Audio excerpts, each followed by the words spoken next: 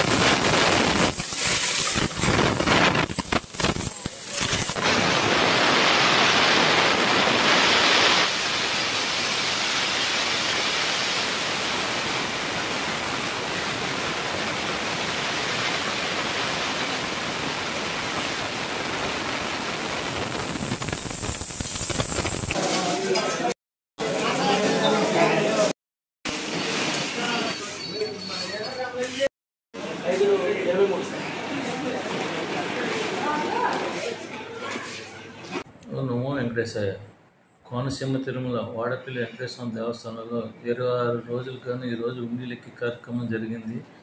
దీని నుండి మే నుండి 70,39,801 రూపాయలు, అలాగే అన్నదానం ఉండి నుండి 20,50,049 రూపాయలు వచ్చింది.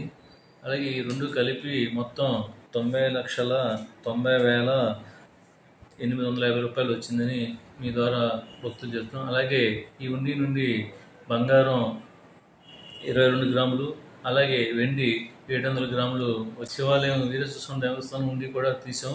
అది 2,33,164 రూపాయలు వచ్చిందని మీ ద్వారా తెలియజేసుకున్నాం. ఓ నమో వెంకటేశ్వర.